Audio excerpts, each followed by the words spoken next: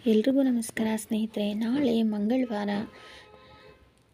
November 26ನೇ ತಾರೀಕು ಉತ್ಪನ್ನ ಏಕಾದಶಿ ಅಥವಾ ಉತ್ಪತ್ತಿ ಏಕಾದಶಿ ನಾಳೆ ಇದೆ ಸ್ನೇಹಿತರೆ. ಕಾರ್ತಿಕ ಮಾಸದ ಶುಕ್ಲ ಪಕ್ಷದಲ್ಲಿ ಈ ಒಂದು ಏಕಾದಶಿ ಬರೋದು ತುಂಬಾ ಒಂದು ಒಳ್ಳೆಯ ಸಮಯ ಮತ್ತು ಒಳ್ಳೆಯ ಏಕಾದಶಿಗಳಲ್ಲಿಯೇ ಉತ್ಪನ್ನ ಏಕಾದಶಿ ತುಂಬಾ ಶ್ರೇಷ್ಠವಾದಂಥ ಒಂದು ಏಕಾದಶಿ ಅಂತ ಹೇಳ್ತಾರೆ ಸ್ನೇಹಿತರೆ. ಈ ಏಕಾದಶಿಯ ತಿಥಿ ಯಾವಾಗ ಪ್ರಾರಂಭವಾಗಿ ಯಾವಾಗ ಮುಕ್ತಾಯ ಆಗುತ್ತದೆ ಅನ್ನೋದನ್ನು ತಿಳ್ಕೊಳ್ಳೋಣ ಬನ್ನಿ ಸ್ನೇಹಿತರೆ. ಮೊದಲಿಗೆ ಈ ಏಕಾದಶಿ ನಾಳೆ ಮಂಗಳವಾರ ದಿವಸ ಅಂದರೆ ಇವತ್ತು ರಾತ್ರಿ ಸೋಮವಾರ ರಾತ್ರಿ 1:01 ಈ ಒಂದು ಉತ್ಪನ್ನ ಏಕಾದಶಿ ತಿಥಿ ಪ್ರಾರಂಭವಾಗಿ ಮಂಗಳವಾರ ರಾತ್ರಿ ಬೆಳಗಿನ ಜಾವ 3:47 ಮುಕ್ತಾಯ ಆಗುತ್ತದೆ. ಇನ್ನು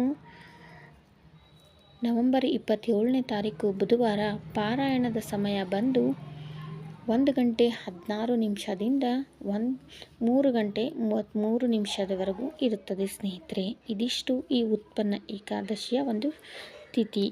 ಇನ್ನು ಈ ಉತ್ಪನ್ನ ಏಕಾದಶಿಯನ್ನು ಯಾಕೆ ಆಚರಣೆ ಮಾಡಬೇಕು, ಇದರ ಹಿಂದೆ ಇರುವ ವ್ರತಕಥೆ ಏನು ಅನ್ನೋದನ್ನು ತಿಳ್ಕೊಳ್ಳೋಣ ಬನ್ನಿ ಸ್ನೇಹಿತರೆ. ಉತ್ಪನ್ನ ಏಕಾದಶಿಯ ಸನಾತನ ಹಿಂದೂ ಧರ್ಮದಲ್ಲಿ ಮಹತ್ತರವಾದ ಮಹತ್ವವನ್ನು ಹೊಂದಿದೆ. ಈ ಒಂದು ಏಕಾದಶಿಯು ಈ ಮಂಗಳಕರ ದಿನದಂದು ವಿಷ್ಣುವಿನ ಭಕ್ತರು ಅತಿ ಭಕ್ತಿ ಮತ್ತು ನಿಷ್ಠೆಯಿಂದ ಉಪವಾಸವನ್ನು ಆಚರಿಸುತ್ತಾರೆ. ವಿಶೇಷ ರೀತಿಯಲ್ಲಿ ಪ್ರಾರ್ಥನೆಯನ್ನು ಸಹ ವಿಷ್ಣುವಿಗೆ ಸಲ್ಲಿಸುತ್ತಾರೆ. ಈ ಬಾರಿ ಈ ಏಕಾದಶಿ ವಿಷ್ಣು ಪರಮಾತ್ಮನಿಗೆ ಸಮರ್ಪಿತವಾಗಿದೆ.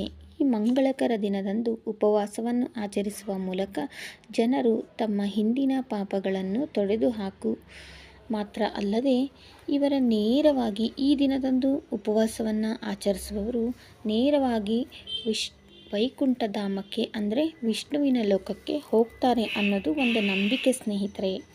ಹಾಗಾಗಿ ಈ ಒಂದು ಉತ್ಪನ್ನ ಏಕಾದಶಿಯನ್ನು ಬಹಳಷ್ಟು ಜನರು ಭಕ್ತರು ಉಪವಾಸದಿಂದ ನಂಬಿಕೆ ಶ್ರದ್ಧೆ ಭಕ್ತಿಯಿಂದ ಆಚರಿಸ್ತಾರೆ ಅನ್ನೋದು ಒಂದು ನಂಬಿಕೆ ಸ್ನೇಹಿತರೆ.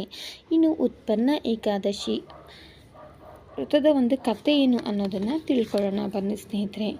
ಹಿಂದೆ ಮುರಾಸುರ ಎಂಬ ರಾಕ್ಷಸನು ತನ್ನ ಕೃತ್ಯಗಳಿಂದ ಜನರನ್ನು ಹೆದರಿಸಿ ಭಯಭೀತರನ್ನಾಗಿ ಮಾಡುತ್ತಿದ್ದ. ಅವನ ತಪ್ಪು ಕಾರ್ಯಗಳಿಂದ ಭಯಭೀತರಾದ ದೇವತೆಗಳು ವಿಷ್ಣು ಪರಮಾತ್ಮನು ಮುರಾಸುರರ ಜೊತೆಗೆ ಕೆಲವು ಕಾಲಗಳ ಹೋರಾಡಿದನು. ನಂತರ ವಿಷ್ಣು ಪರಮಾತ್ಮನು ವಿಶ್ರಾಂತಿ ಪಡೆಯಲು ಬಯಸಿ ಅಲ್ಲಿಯೇ ಇದ್ದ ಒಂದು ಹಿಮಾವತಿ ಎಂಬ ಗುಹೆಯೊಳಗೆ ಹೋಗಿ ಸ್ವಲ್ಪ ಸಮಯ ಮಲಗಿದನು. ಇದೇ ವೇಳೆಯಲ್ಲಿ ವಿಷ್ಣುದೇವನನ್ನು ಕೊಲ್ಲಲು ಮುರಾಸುರನು ಆ ಗುಹೆಯನ್ನು ಪ್ರವೇಶಿಸುತ್ತಾನೆ.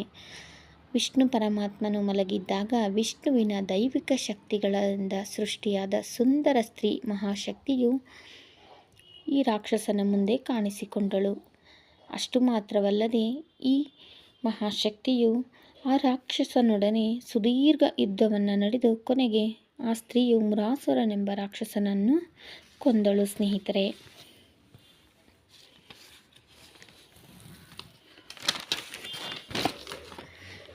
ಈ ಸ್ತ್ರೀಯ ಕಾರ್ಯದಿಂದ ವಿಷ್ಣು ಪರಮಾತ್ಮನು ಸಂತೋಷಗೊಂಡು ಅವಳನ್ನು ತನ್ನ ಭಾಗವೆಂದು ಪರಿಗಣಿಸಿ ಆಕೆಗೆ ಉತ್ಪನ್ನ ಏಕಾದಶಿ ಎಂದು ಹೆಸರಿಟ್ಟನು.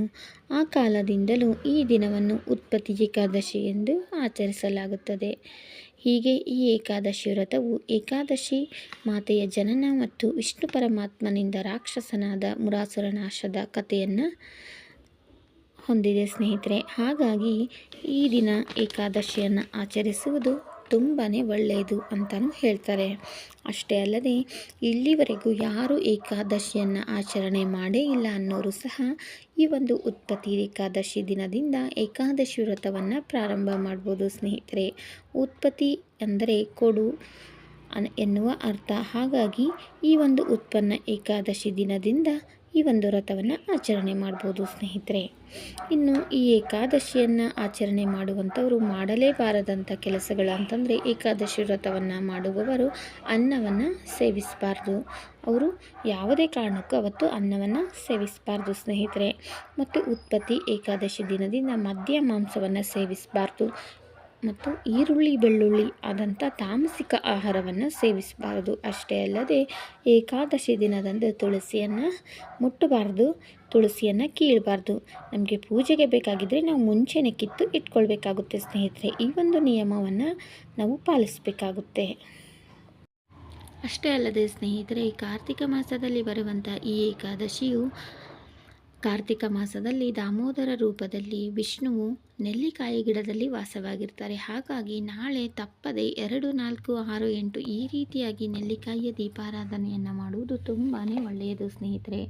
ಅಷ್ಟೇ ಅಲ್ಲದೆ ಈ ಏಕಾದಶಿ ಮಂಗಳವಾರ ದಿವಸ ಬಂದಿರೋದ್ರಿಂದ ನೆಲ್ಲಿಕಾಯಿ ದೀಪಾರಾಧನೆ ಮಾಡೋದ್ರಿಂದ ಮನೆಯಲ್ಲಿ ಲಕ್ಷ್ಮೀ ಕಟಾಕ್ಷ ಸ್ಥಿರವಾಗುತ್ತದೆ ಅನ್ನೋದು ಒಂದು ನಂಬಿಕೆ ಸ್ನೇಹಿತರೆ. ಹಾಗಾಗಿ ತುಳಸಿ ಮತ್ತು ಮಹಾಲಕ್ಷ್ಮಿಗೆ ನಾಳೆ ನೆಲ್ಲಿಕಾಯಿ ದೀಪಾರಾಧನೆ ಮಾಡುವುದು ತುಂಬಾ ಒಳ್ಳೆಯದು ಸ್ನೇಹಿತರೆ. ಇವತ್ತಿನ ಈ ಒಂದು ಪೌರಾಣಿಕ ಮಾಹಿತಿ ನಿಮ್ಮೆಲ್ಲರಿಗೂ ಇಷ್ಟ ಆಗಿದೆ ಅಂತ ಭಾವಿಸ್ತಾ ನಾಳೆ ಮತ್ತೊಂದು ವಿಡಿಯೋದೊಂದಿಗೆ ಮತ್ತೆ ಸಿಗ್ತೀನಿ ಸ್ನೇಹಿತರೆ. ಈ ಒಂದು ವಿಡಿಯೋ ನಿಮ್ಮೆಲ್ಲರಿಗೂ ಇಷ್ಟ ಆಗಿದ್ದರೆ ವಿಡಿಯೋಗೆ ಲೈಕ್ ಮಾಡೋದನ್ನು ಮರಿಬೇಡಿ. ಹಾಗೂ ಹೊಸಬರಾದರೂ ಚಾನಲನ್ನು ನೋಡ್ತಾ ಇದ್ದರೆ ಪ್ಲೀಸ್ ದಯವಿಟ್ಟು ಚಾನಲನ್ನು ಸಬ್ಸ್ಕ್ರೈಬ್ ಮಾಡಿಕೊಂಡು ಸಪೋರ್ಟ್ ಮಾಡಿ. ಮತ್ತೊಂದು ಒಳ್ಳೆಯ ವಿಡಿಯೋದೊಂದಿಗೆ ಮತ್ತೆ ಸಿಗ್ತೀನಿ ಸ್ನೇಹಿತರೆ. ವಿಡಿಯೋ ನೋಡಿದ್ದಕ್ಕೆ ಎಲ್ರಿಗೂ ತುಂಬ ಹೃದಯದ ಧನ್ಯವಾದಗಳು.